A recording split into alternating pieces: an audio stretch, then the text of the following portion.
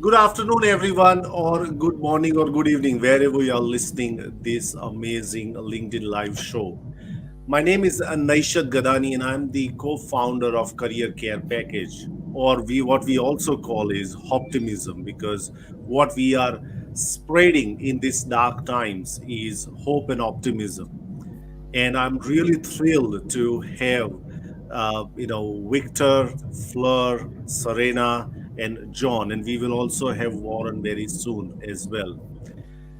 And this week we are celebrating optimism and hope, and I think this is the need of the hour. It is just ironic that our discussion is going to take place on a day and on a time where Victoria is in the stage 4 of their restrictions.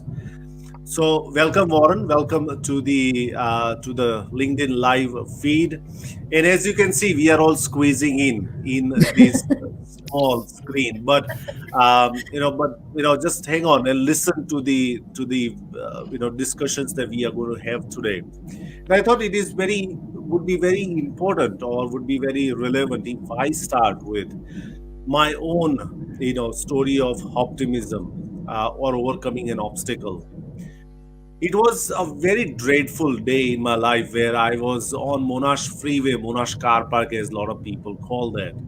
And I was listening to an ad that played on the radio station. It was about buying a franchisee for resume writing services, and I just got glued on to that. So that is fantastic. I can make some extra money. And 2 days later, I was talking to this guy, and he sold me a great dream. He then invited me to come and meet him in Melbourne, and I actually virtually signed up for a franchisee business for approximately $22,500. Now, mind you, I was just in Australia for only 3 months, and I did not know anything about the consequences and what am I signing up for. Fast forward 6 months later, I eventually found out that he was a scamster, and he was previously reprimanded by ASIC for not having great business practices. But I was also staring at a court suit as well, because he took a legal action against me, which meant that I had to fork out thousands of dollars out of my savings to make sure that I can remain afloat. It was a pretty dark time for me at that time. For 6, 8 months, I don't even know how did it play in my head. And I remember one particular evening where my lawyer said that Nishad, he's ready to settle for this much money. I probably only had 3, 4 grand in my bank account. I just did not have any more money to give. And that includes me and my wife's account. And our savings were absolutely on stake. And I called my dad. I remember that. And I just could not say anything. I just started to cry. And my dad actually picked up, said, "What happened?" And I narrated the whole story. And he said, "Look, Misha, don't, absolutely, I'm going to give you the money and just settle this, because you're much bigger than this one." And I settled that in a week's time, and I was absolutely out of that. But what it gave me is a real opportunity to continue to build my knowledge and continue to build my skill in this profession. And I can actually see that there was a blessing in disguise for me, that gave me the opportunity to learn about careers and jobs and employment, and that really kick-started my career as a careers practitioner. So that is my story of optimism, and it still sometimes hurt, because I have lost around 30 to 40 grand, just out of legal cost and everything. But I think there's something in me that kept me going, is that the future of what this opportunity can lead me into. And that's what I'm really, I look back and feel hope and optimism about my actions now. So that's my story of optimism. So let's welcome Caroline Brown, the co-founder of Career Care Package, and then we will start engaging with our guests. Thanks, Nation. It's absolutely wonderful to be here. I never thought when we would start that we'd actually get to close to 100 shows and beyond. And I guess this story of Career Care Package is a story of optimism and hope, because we just felt that was something that we needed to do, but and that something would emerge from it, but we weren't sure about what would actually come out of it. And there's been some wonderful tales of people connecting with each other in the audience and job opportunities coming out of it. People being invited on other podcasts and other live streaming broadcasts from the, being invited on our show, and that being the first time that they've been. So there's been some fantastic things that have come out of this, and also, how our guests have networked together and created opportunities that way. And when we first started, I never really thought it would have that kind of multi-layered ripple type effect. So Career Care Package is a Hoptimistic project, #Hoptimistic project.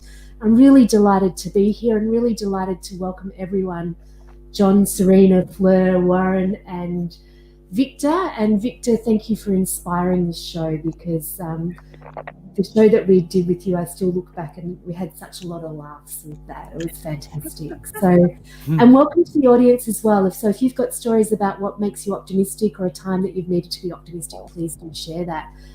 So I think a great place to start would be just to go around the circle, starting from John. I think everybody sees everyone in the same circle here. I'm not sure. John, Victor, Fleur, Serena, Warren, and just get you guys to first of all introduce yourself, and then we'll get you to talk about what makes you optimistic. So John, I'll hand over to you to introduce yourself. Yeah, thank you, Naish and Caroline, for having me here today. So my name's John. I head up a digital agency. We're actually based here at the Gold Coast. It's called 5x5, and we specialise in building great-looking, high-performing websites that generate more leads and inquiries for our clients. So it's very easy for me up in the Sunshine State, where we're not too generally affected in current sort of events here, in the world, and also what's happening down south. So first of all, my thoughts and my hope goes out for everyone there in Victoria. It's my hometown. But really, what makes me optimistic is really around the brightness of the future. And just hearing Naish's story there, I think everyone has some version of that story in some shape or fashion. And the real key point that I took out of there is, I remember hearing a quote, is the strongest steels are forged in the hottest fires, right? And these are the fires that we're getting tested in at the moment. So each and every one of us has an opportunity to continue on, to persevere, and ultimately to not give up. And that's really around that brightness of the future.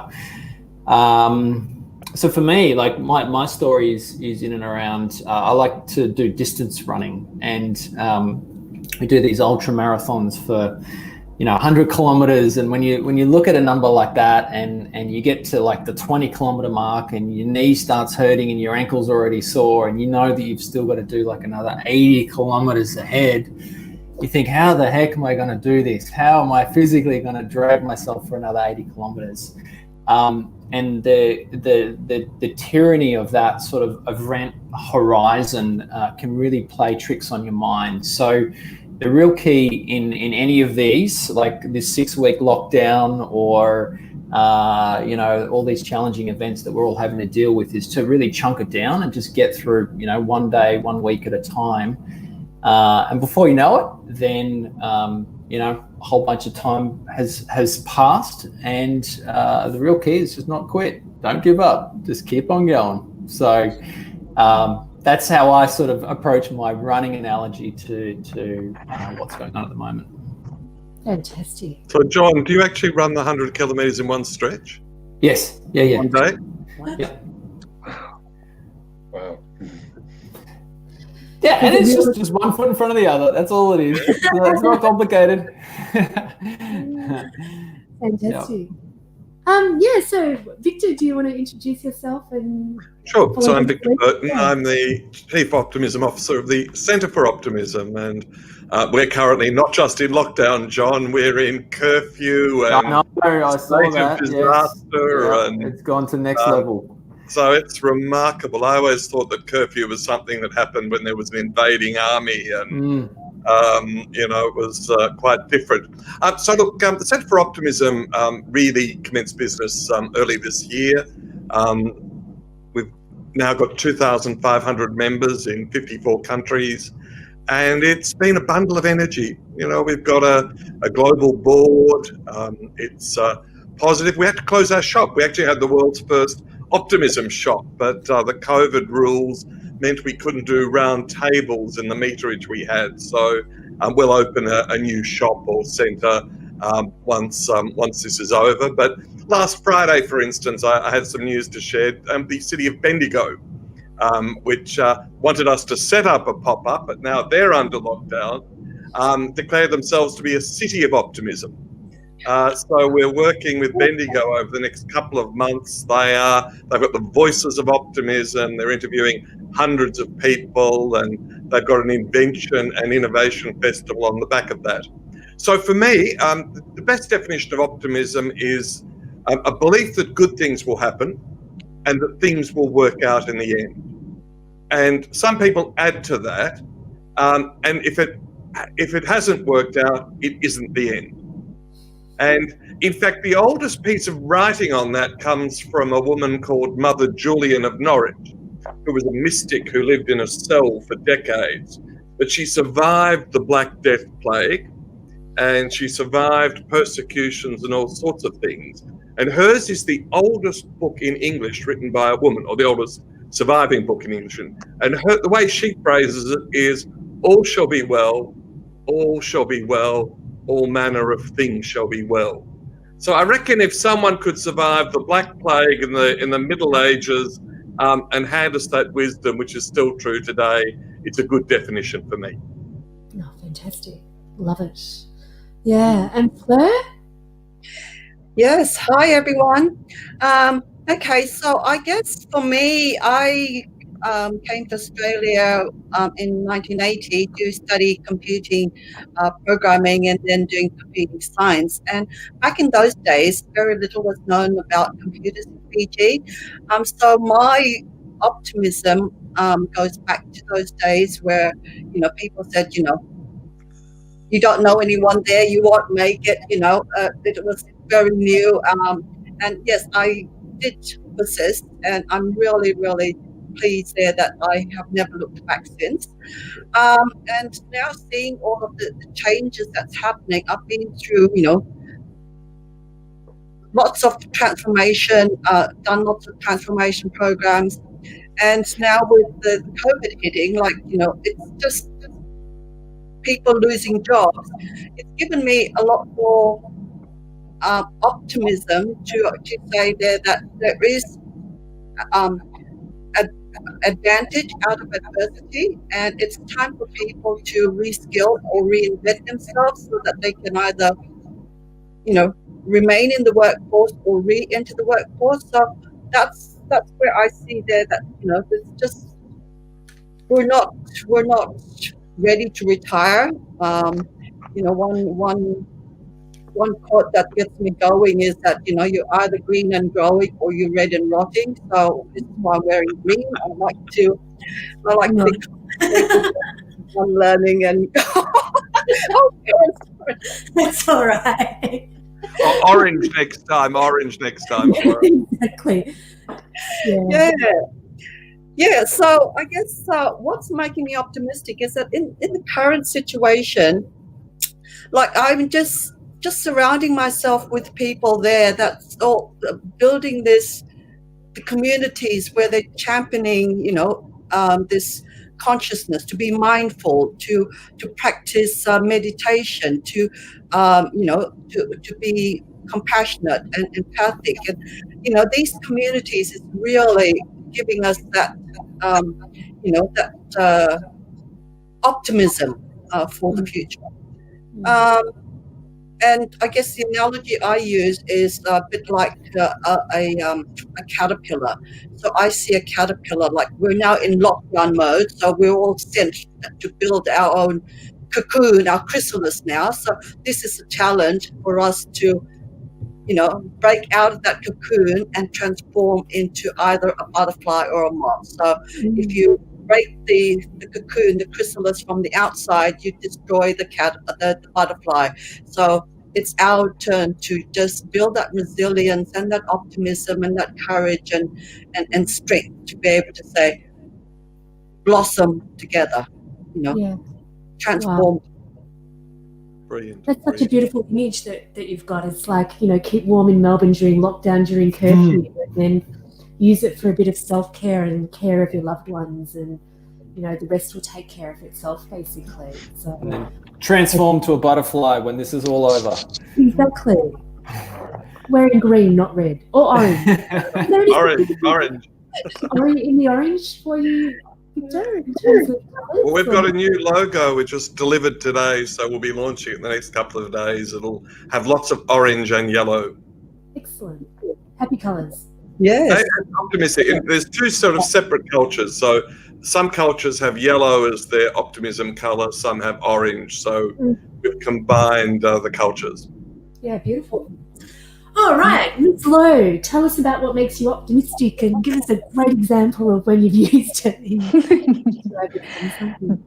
Definitely. So 3 things actually are keeping me optimistic. And I remember listening to Victor talk about this last week, and I thought, I really resonated with one of the things he said there about people coming from a place of faith and spirituality. And that is true for me. My faith is closely intertwined with my business. It's my compass, my North Star. It's what keeps me grounded. It keeps me optimistic as well, because I know there is a good God and he's in charge and he knows what he's doing. So that's one. Second one, nature. Flo was just talking about caterpillars, just looking at the cycle of nature. Every day when I go for my walks and my runs, the sun rises, the sun sets, the sun rises again. I see that and it keeps me optimistic that, however difficult it is right now, tomorrow is another day. Today is a new day. It's a day to start over.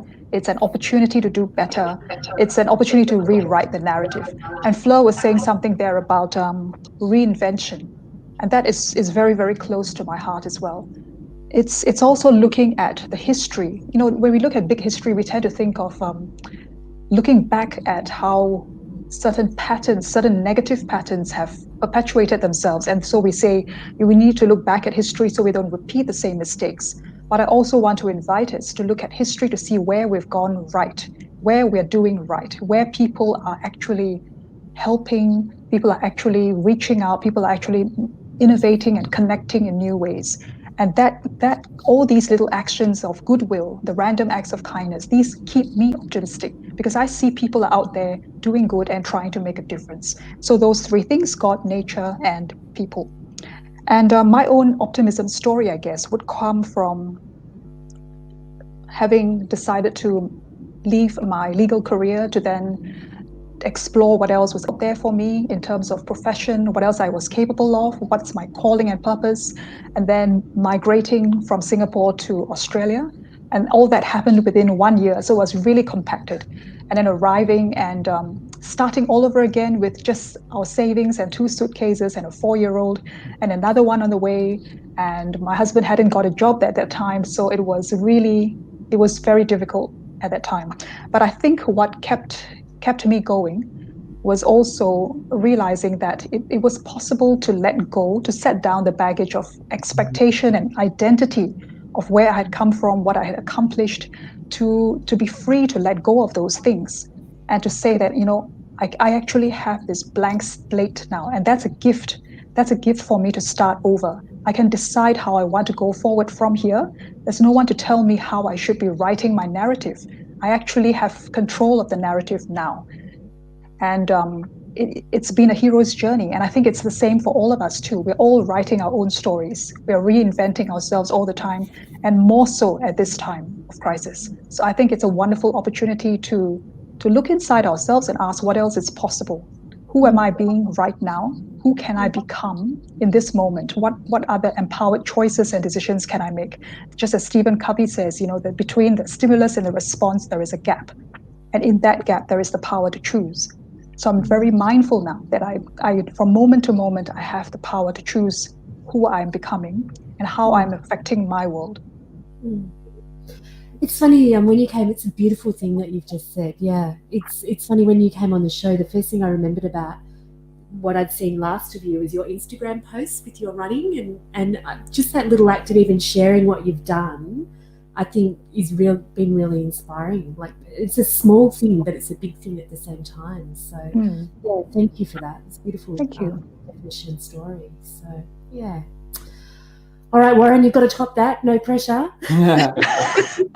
That's okay. Hi, everyone. Good to be here. And congratulations, Nathan and Carolyn, on, I think it's 100 shows. Is it sometime this week, is it? Or is it today? Or, fantastic. That's a really great effort. I mean, it's a tremendous effort to make a program like this, to get to 100 shows and to create a worldwide audience. I think it's absolutely marvellous. That's optimism in itself. So congratulations, guys. Look, I think for me, hope and optimism have been part of my life. I think, I don't know where I read it, but one of the first optimistic stories I would have ever read was probably the pony story, which some of you might be aware of. The child wakes up in the morning and goes to the Christmas tree, and apparently it's underneath the Christmas tree, it's all manure. But the child dives into the manure with a big happy face, and the parents say, "What are you doing that for?" He said, "Look, I love ponies, and there must be a pony in here somewhere." So, to me, that does symbolise what optimism is all about. In the mud, in the dirtiness, you can see what you're looking for. The goal is there.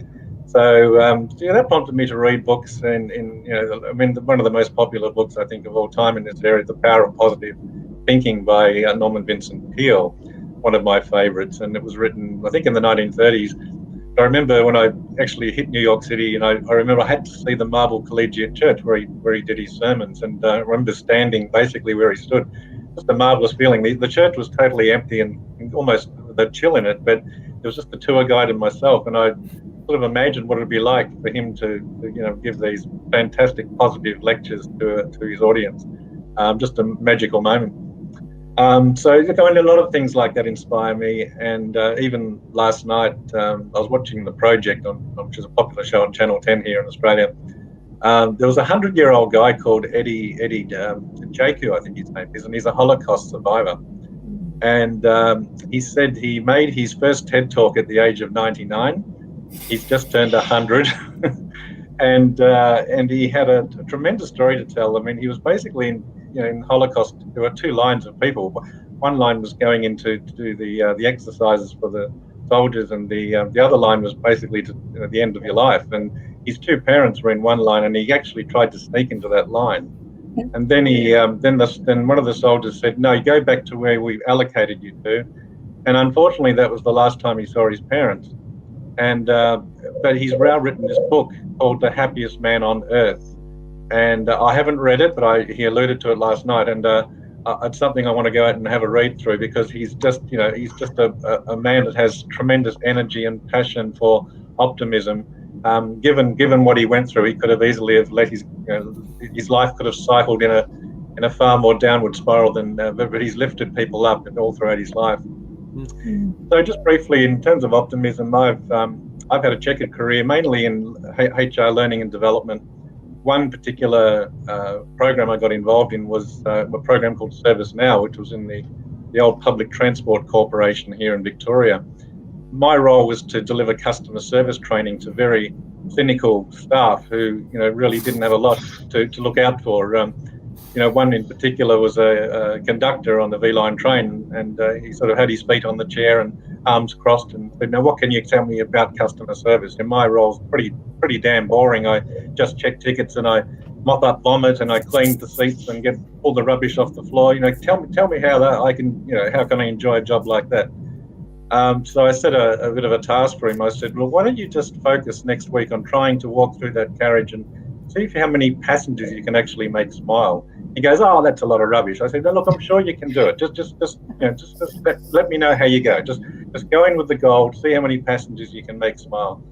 So a couple of weeks later, he got back to me. He said, "You know what? I actually decided to try that. I was feeling pretty cynical that day, but I asked, I smiled to the passengers first, and I got a response back.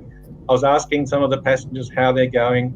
I was telling a funny story, and I got quite a few smiles. So I now engage my job totally differently since I've been on your program.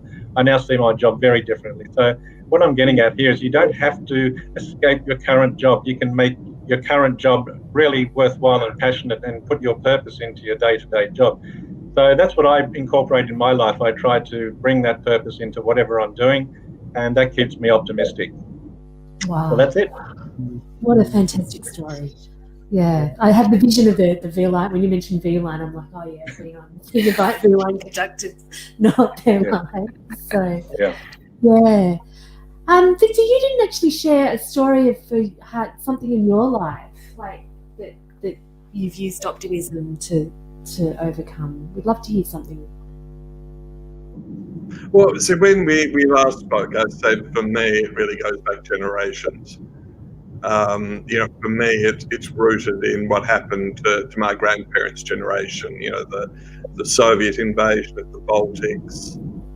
My grandfather executed in 1940, my grandmother to the Gulag. But she is a great story herself because she was a society girl. She was sent to a camp where something like 400,000 people died. So how do you survive that? And she would never talk about the camp. But in 1987, I took her to the first rally of Sąjūdis, which was the Lithuanian version of Solidarność. And she was on a walking frame and not in good health, and obviously in her late 80s by then. And she said to me, "I'm going to outlive communism." And I said, sure. And of course, she then later took part in the revolution, the singing revolution, where 1 million people joined hands across Lithuania, Latvia, and Estonia, and not even the Soviets could shoot people for holding hands and singing. And then, of course, in 1991, when Yeltsin stood on the tank in front of the Russian White House, and I managed to get through on the phone and say, "Grandmother, amazing things are happening in Moscow." And she said, "I know, I'm watching it on CNN." So for me, a lot of it is then rooted in, what happened to her and my grandfather. And then I see it again in my mother. She was a refugee, stateless when she arrived in Australia, was sent to work in a factory. She'd never worked in a factory. My father died when I was pretty young. So there she was, a refugee and a widow in a strange land, working 3 jobs. And yet, she ended up working right up until the age of 92 and only gave up at Christmas and remains robust, remains positive. And again, so for me, again, it's rooted in parental example. And then for me, work, if you look at my work career, I've always done exceptionally interesting things. I've been able to follow my passion. But in every case, it hasn't been easy. And, particularly in politics, you build up enemies not even because of what you do, but it's just because people see you as a rival for power. And one of the nicest things one of my ex-colleagues told me recently, he said, "God, you used to piss them off, Victor." Did I do that? And he said, "Well, they'd have been talking about you and it'd be mean and be horrible. And you would walk in and you'd smile at them and ask them about their kids and life. And you were positive. And if there's anything that pissed them off, it was that you were so positive." And then the last story I'll share with, actually 2 other little stories. As you know, I've been working in prisons with murderers and drug traffickers. And, I get them to do exactly the same thing I do with ASX companies and the like. And there was this prisoner who came in, a notorious murderer, and he was still a bit sour at the end of the session. And I said to him, "Why did you come?" And he said, "Well, the prisoner in the cell next to me came to your last session. And ever since then, he's meditated once a day, every day. He's kept a gratitude journal like you told him to. And he reads me 1 page of your book every day. And he said, if I came to your session, you'd give me a copy of the book. And so at that point, you know, the optimism and going and working in prison and doing it, you've made a difference in two men's lives. And then the last one I'll share with you happened to me the other day. I live near the Lover Duck factory outlet, and you know, I like to go there and buy some duck and stuff like that. And there's a woman there, and I walked in, and she said, "Oh, I love it when you come in. You always make me feel good." And I was walking on air for the rest of the day. I mean, how she made me feel good, because I made her feel good. And it's a bit like you, John, and Warren, you know, those examples you gave. You know, I never say to someone, "How are you?" I always say something like, "What's the best thing happening for you?" And it lifts a conversation from the beginning. So I'm sorry, Carolyn, you asked for one story, and I've gone back 100 years, but that's where my optimism is rooted. You know, right back from the history of my family through to, you know, what happened to me in a shop the other day.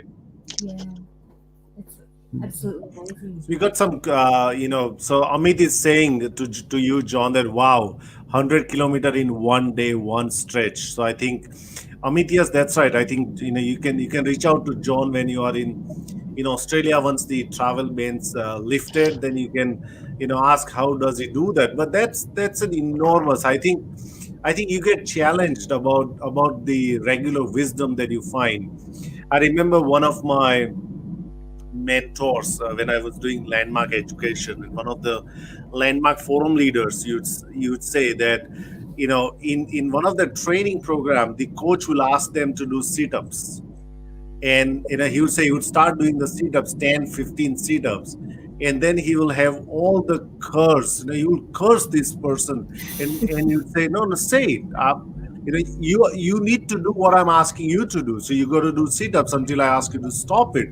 And he would say that, you know, after 10, 15, 20 sit-ups, you know, I just, you know, all the fairy tales just goes away. And then there is just absolutely, it is absolutely to your grit and determination. Can you, before we take, there is a question that has come through, John, if you can tell us what goes on in your head and how do you deal with that demons that pops up that are not possible and all those things? So I'm a big fan of like special forces, and I study these guys and what goes into it. And there's the Navy SEALs over in the States, and they've got this thing called Hell Week, right, where they're just subjected to 7 days of punishment. And for them, it's really about like the unknown. When is this thing going to finish? Because they don't get told anything. They just get, you know, thrown in the surf every hour and have to carry heavy things around and get screamed at and all this sort of stuff. So the real mindset that these guys need to get into is what I spoke about. It's just this, they call it one evolution at a time. It's just like get through the next thing that you got to get done. And then what will be, the suffering will end. You just don't know when it's going to end. It will end at some point. And then it's just, you know, all that positive talk, that sort of mental feeding off each other's energies, not focusing on that self-pity. They're the sort of things I think that sort of conjure up for me, certainly when I've been in some dark places or some particularly difficult events over my time. One pounding step at a time. That's it. Yeah, I think if you think at the end, you wouldn't do it. Like, do you know what I mean? It's whether the end is a long way away or a short way away. I'm just assuming it's like just, yeah, keep the footsteps going. And I think that's the difficult thing about the situation is that it's just evolving, and there's no predetermined time that it's going to finish. So we just got to roll with it, and we just got to get on with life, and we've got to keep smiling and keep having fun along the way. I think so. Like, a lot of people are saying to me, whatever will be. Like, I think it is what it is. I keep hearing a lot from people around the world. Yeah, exactly.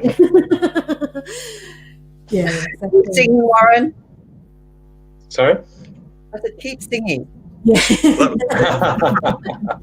Yeah, we've got that. That's right. Whatever will be, will be. Yeah, that's a very good one. Exactly. Well, you know, I mean, because I've experienced in Melbourne now. I'm living in Melbourne, of course.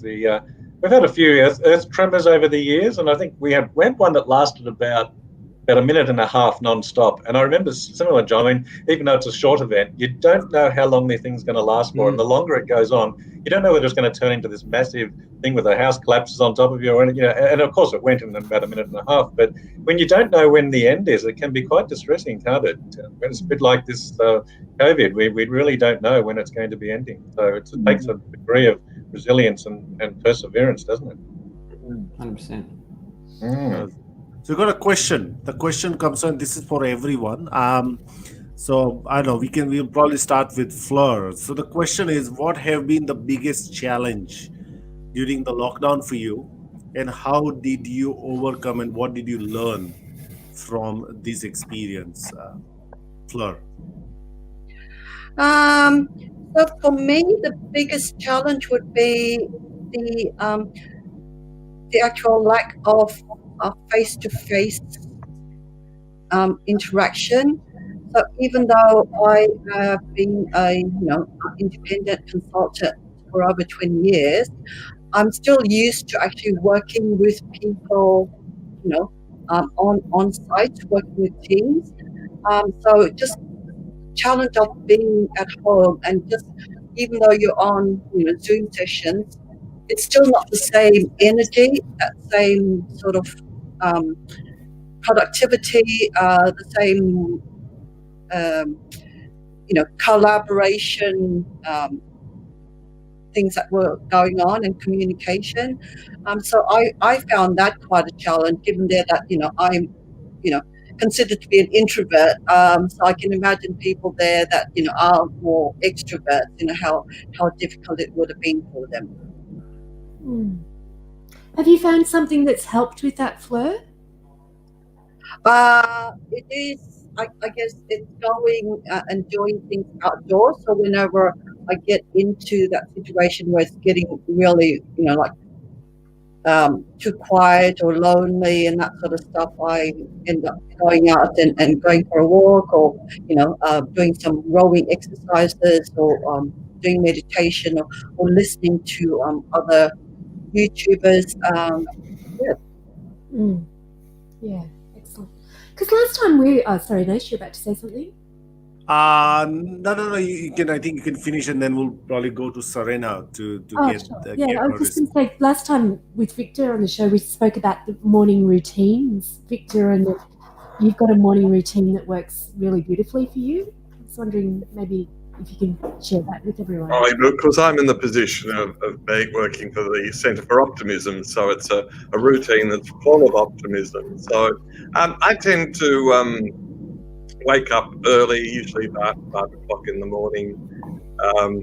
I do a meditation. At the moment, there's a group called Calm in the City. So anyone who's listening, Calm in the City is, they've got a daily meditation that they send out at around 5 in the morning.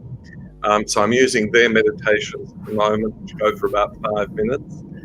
Then I tend to have a coffee and I read my optimism clippings for an hour. And then a bit of yoga. And then I am committed now to sending out a daily dose of optimism, which we send out with WhatsApp, and we send out on Twitter and LinkedIn and Facebook. And I also, actually, I missed out one little bit that I probably do before my meditation, and that is look at the day ahead. And my 3 rules around that come from a little old lady who died at the age of 103 about a month ago. She was the head of the Brahma Kumaris, which is a women-led Hindu sect. And she met me back in the 90s and said, "You're a very busy guy, aren't you?" And I said, "Yes," looking suspiciously, knowing she was going to say something like that.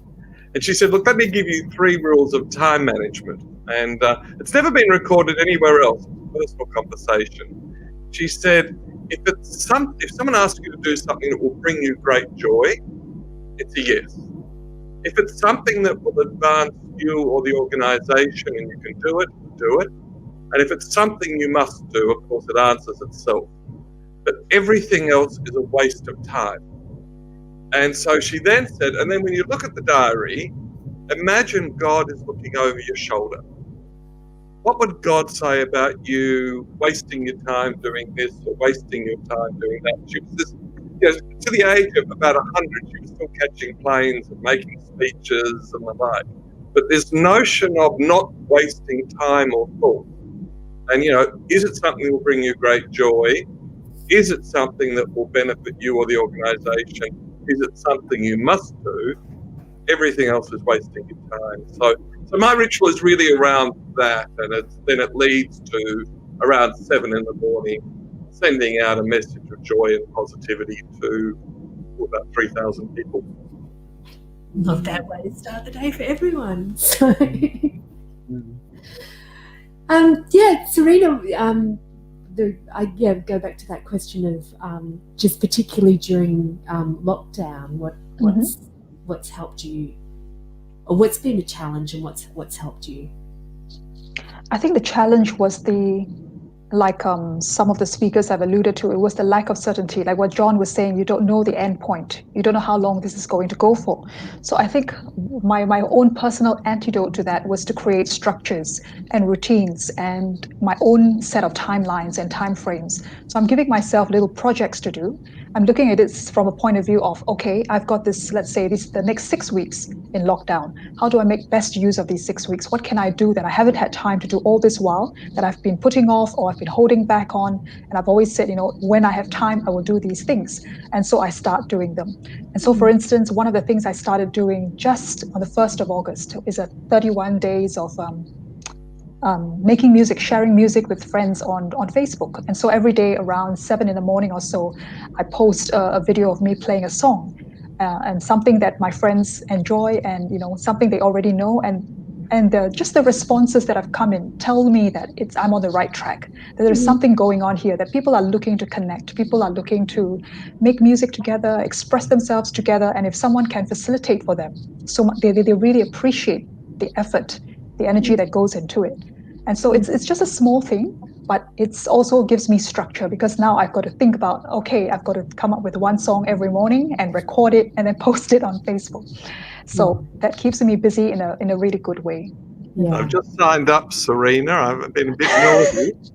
But can you send me something that's optimistic that I can share with the Centre for Optimism folk? Sure. Happy to. That would be fantastic. Fantastic. Yes. What about you, Warren? What helped you during lockdown? What's been challenging and what's really helped?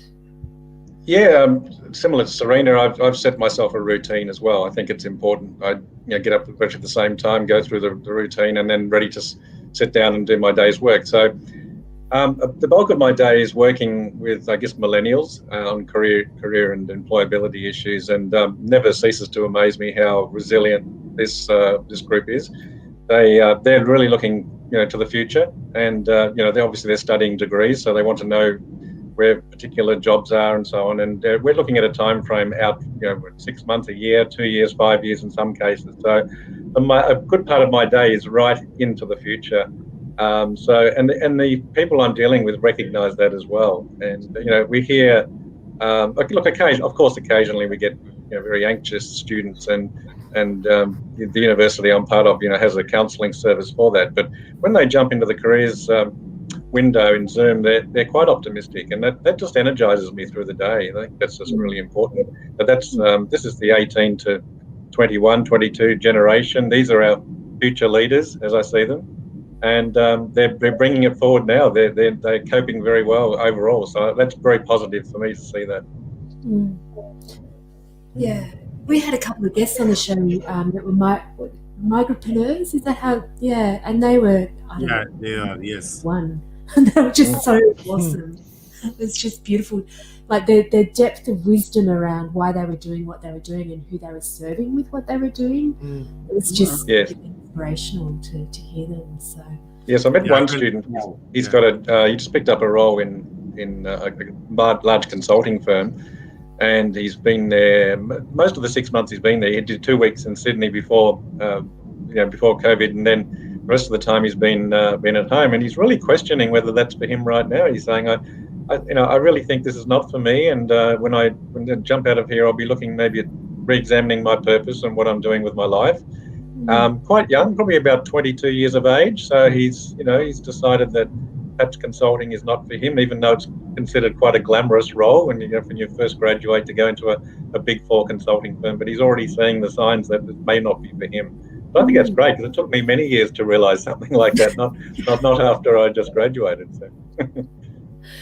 Yeah. It is. Yeah, well, what he might have seen our show. I think that would have kicked that off. That's what I would take it from there. Yes, John. So, what have been your biggest challenge in these times? Obviously, considering the Gold Coast is not as much affected, but obviously you run a business, and the clients, the ability for them to spend money, invest money would be affected by this. So tell us a little bit about that. How did you and what did you do to overcome those things? Yeah, and it's similar to what everyone has sort of touched on. For me, I'm in a leadership role. I need to be the best version of myself every single day. So how can I put myself in that state? So for me, morning routine is the number one thing that I can do. So there's some exercise, there's some movement in there, do a little bit of breath work, some energetic breathing. There's some gratitude, so reflecting on maybe what happened yesterday and what I'm truly grateful for, and then really visualize what is the outcomes that I want to get done today. What's the number one thing that I need to do or get done, or who can I help, and really intensely sort of visualize that. And even though I'm at the Gold Coast, the water is still pretty fresh. So I get in a cold shower, and this might sound a little bit funny, but it is uncomfortable. The water is still quite cold. It's coming out of there. But in the scheme of things, that's probably the most difficult thing that I need to get done today. And if I can get through that, then everything else is a walk in the park. So assuming I tick most of those boxes, and I can get most of that done in about 15 minutes. That is short, punchy. I've got to get the kids out the door and get them to school, all that sort of stuff. So when I do that consistently, the universe just manifests itself, and I have an amazing day, and good things naturally follow. So that puts me in the physical, the mental, emotional state that I need to be the best leader that I need to show up as on that specific day. It's funny, just on that cold shower, a friend of mine, Melbourne in the morning is 4 or 5 degrees or whatever, she's been going and having a swim down at Port Phillip. Yeah. And I thought, I could try that, see what that's like. It's exercising. You don't have to wear a mask.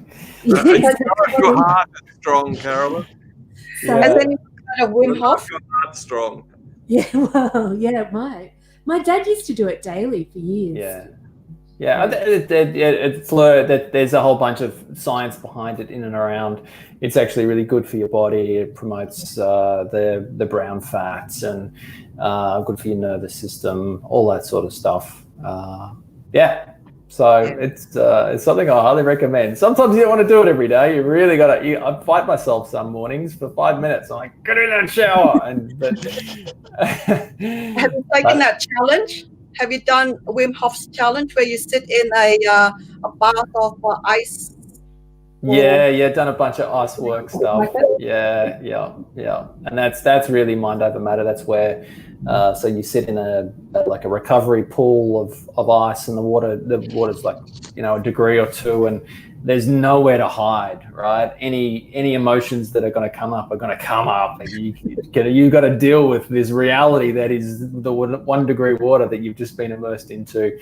So a lot of people have fear responses, and they start jolting, and they hold their breath and all this sort of stuff. But you've got to settle into the discomfort and work your way through it, and breathe through it, and use the methods that you have available to you, and very quickly the time disappears.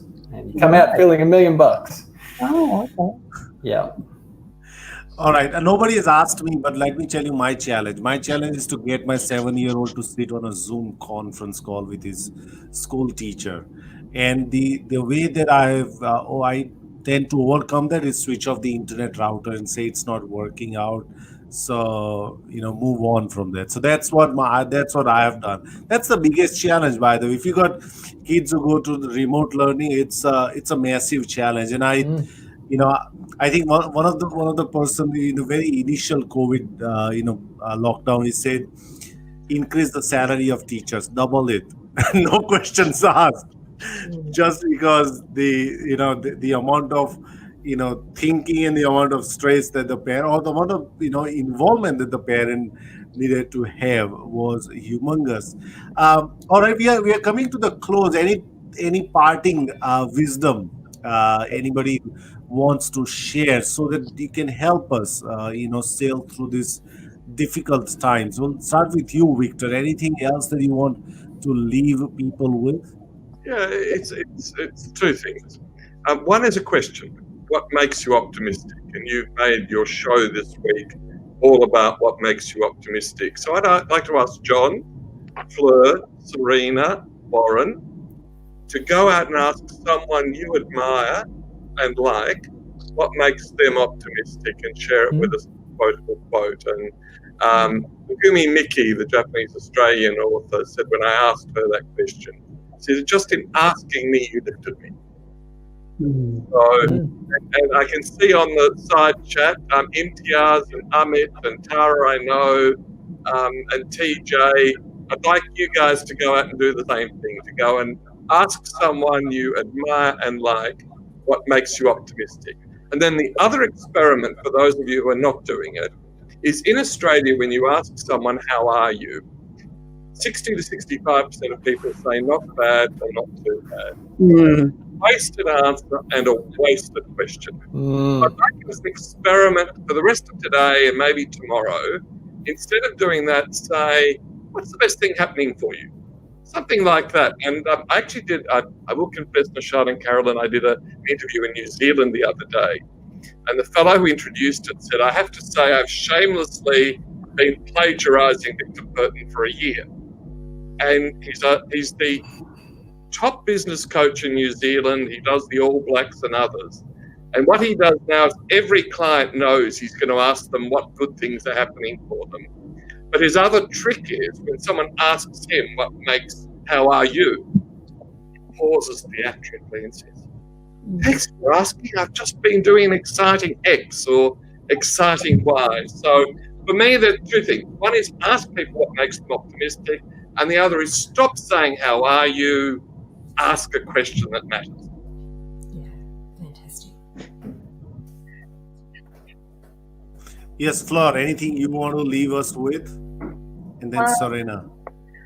No, I got a lot of insights from the others as well. So, yeah, it's helping people is something there that I think has really come out of this, the lockdowns as well. Like when you actually help other people and you see that, they get something out of it, it makes you feel, fulfilled as well. So, yeah, definitely.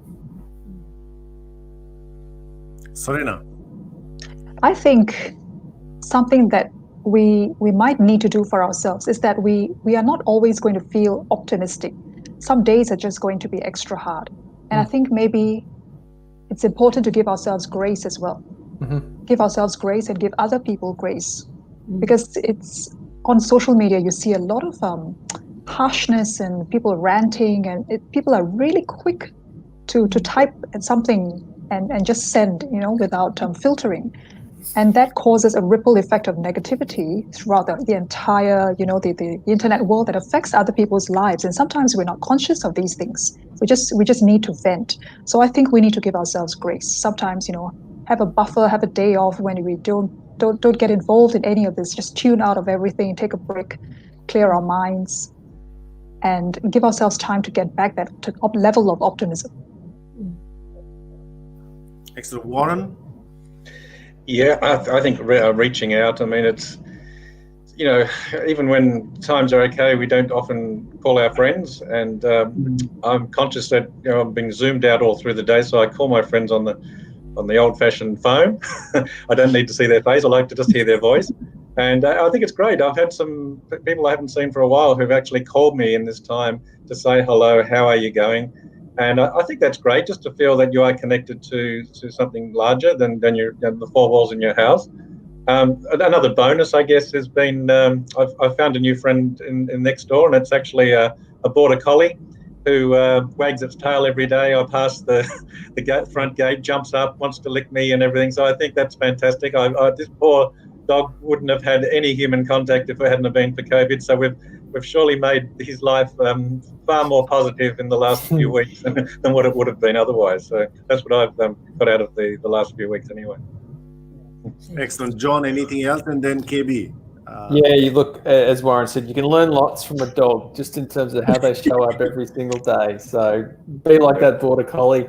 To reiterate what Serena said about standing guard at the door of your mind, that life is good. There's plenty of good, great stuff going on there, and we don't always get that narrative. So that'd be my two key points. I just want to say thank you. I've got a whole page of notes and good reflections on this. So thank you very much. KB. Yeah, I just want to say thank you guys for joining in and embracing this project, because it was so lovely. I sent out an email, and I think within a day everyone had populated their names on the spreadsheet and to join in, and also just celebrating the fact, like, this show, I've just absolutely loved doing it. Found a whole new bunch of friends I never knew I had, or that I never even knew before this as well, and that's been fantastic. And I think just in this time, one of the things for me is it's kind of like a bugger it, why not do it time, I reckon. Like, there's a lot of the times there's not much to lose, so you might as well just do something that gives you pleasure and gives you joy and see where it takes you. And certainly for me, doing this career care package, that's given me a whole lot of joy, a nice routine, lovely people, meeting lovely people, and getting inspired by everyone. So thank you all. Thank you, everyone. Yeah. I can remember you doing this years ago, Carolyn, doing podcasts and webinars and video interviews and LinkedIn profiles, and, the people weren't taking it up back then, and now COVID hits and everybody's on, doing video interviews and podcasts, so it's really taken off. And yeah, it's nice to see. What about you, Naish? What's your takeaway, mate? Look, my takeaway is we've made 17 things that we've learned out of this doing this experiment of career care package. And one of the things that I can say is is just to do it. I think that is what my effort has been, is that do it. And I think we have also given given ourselves to fail, even publicly fail in this, because people can watch our spectacular fall, just out of watching our LinkedIn thing. And we have allowed it to happen. And I think this has also given me an opportunity to, to be more genuine in my interaction with my clients too, is that go out and fail, try it out, because I'm equally trying it out. So when I used to say that before, it did not come from a strong foundation. But now when I say it comes from a strong foundation, because, hey, I'm also trying it out. I'm also calibrating it as we go along.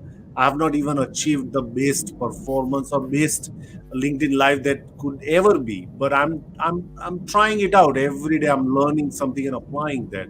That's what I will, I'm taking away from it. So again, it's a fantastic start for our Optimism week, celebrating 100th on this Friday. John, thank you very much. Victor, as always, this is, been sort of, born with the ideas that you shared with us. So we will be absolutely, grateful for you. Fleur, thank you again from joining us. Serena and Warren, lovely to have all of you here today. And the celebration will continue. So tomorrow we will have 4 guests tomorrow. We've got Preeti, she's our listener, and Swati, she's a very dear friend, HR professional, and we have got Anthony from Project Displaced, and Tracy Henderson from she's a careers practitioner. So we'll do this again tomorrow, 3 p.m. Melbourne time. So until we see you tomorrow, have a safe evening. And if you are in Victoria, We don't have to tell you, but mask up, okay? And look after yourself.